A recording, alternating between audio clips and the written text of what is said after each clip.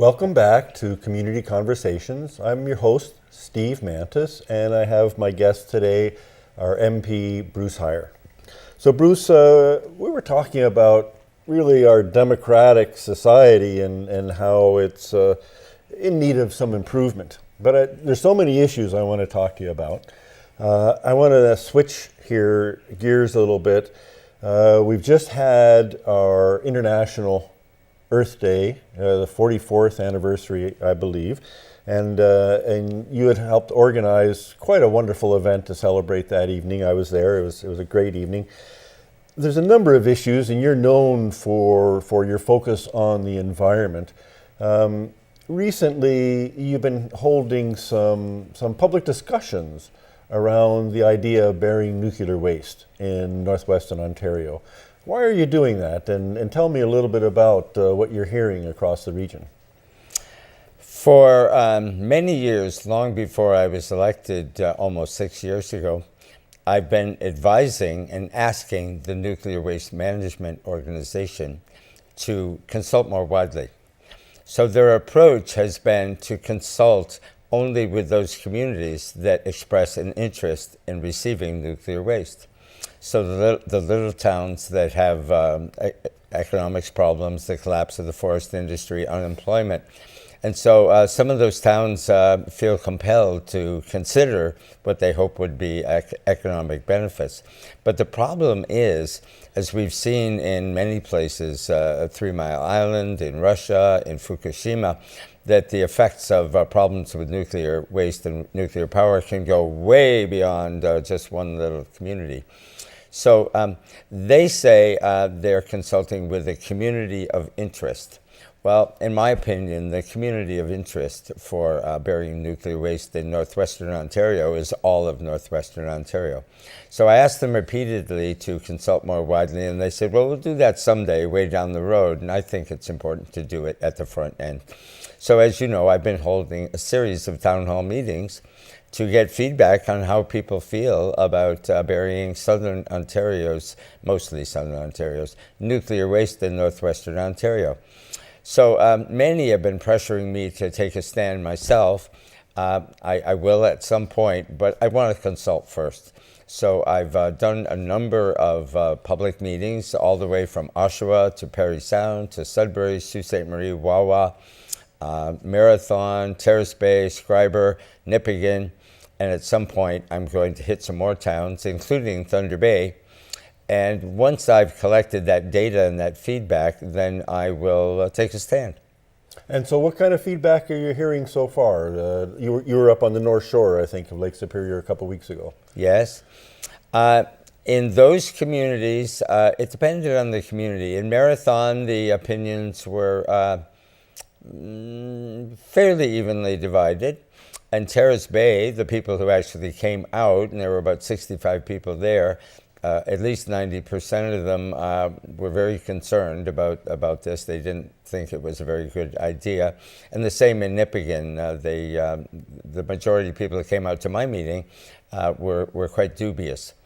Now, that's not a scientific survey, and so, but if you just go by the numbers so far, the majority seem to be opposed. But I think it's important to consult some more communities, and I hope that at some point the Nuclear Waste Management Organization does a better job of what I'm definitely doing inadequately, which is to do a proper survey and education process with all the people in northwestern Ontario, and for that matter, all of northern Ontario. So, you know, I mean, the what you hear with any new development that might come to our region is jobs. Geez, there's jobs. How can you oppose, having jobs? Not saying you've taken a position, but people that may be not in favor of this.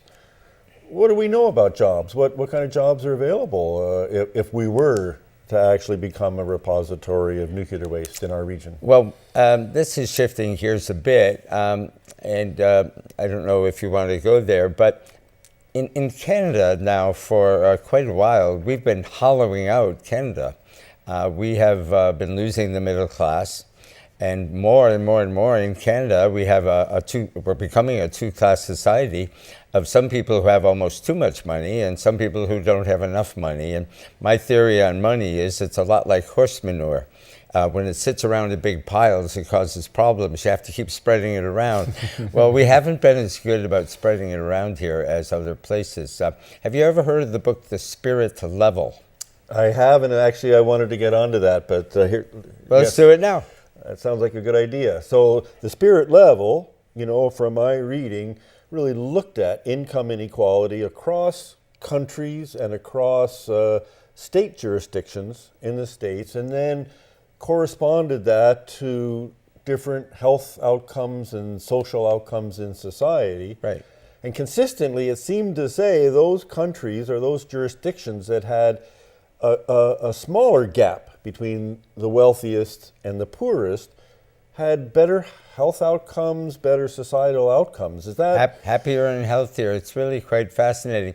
The title would make you think the spirit level is about religion or metaphysics, but it's not.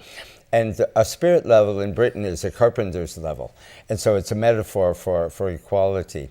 So the book is full of graphs, which would make it sound boring, but it's not boring at all. But what's very clear is the countries that have a moderate to low gap in income or a spread in income between the rich and the poor are happier and healthier places. And even the rich people are ironically happier and healthier there. For example, the four happiest, healthiest countries in the world, developed countries, are the Scandinavian countries. And they have narrow gaps in income, mostly due to taxing the heck out of the rich, to be blunt about it. But the rich don't move away because they get the same benefits everybody else does. A fantastic healthcare system, far better than ours now, actually. Really good educational system, good infrastructure, mass transit. The list goes on. It's a great place to live. So they pay high taxes, but they get a lot for it. And they have virtually no poverty at all. And as you know, I think you know, here poverty is growing rapidly and the gaps in income are growing rapidly. And unfortunately, we're following the US model. In the spirit level, they make it clear that the unhappiest, unhealthiest country in the world is, segue, what do you think? It's the USA. So we used to be very proud of being quite different from the USA, but we're drifting toward the American model, socially, economically, environmentally. It's worrisome. It certainly is, and so here you are. You're our elected member. I'm your guy. And here's the big issue: we've got government that is cutting taxes. For the last 25 years, governments haven't been elected if they said they're raising taxes. Right. Only if they're taxes cutting taxes. Taxes a dirty word. Taxes are a dirty word. Right. I want to come back to that issue of taxes right after this break. We just have to take a little station break. We'll be right back. Please stay with us and see you soon.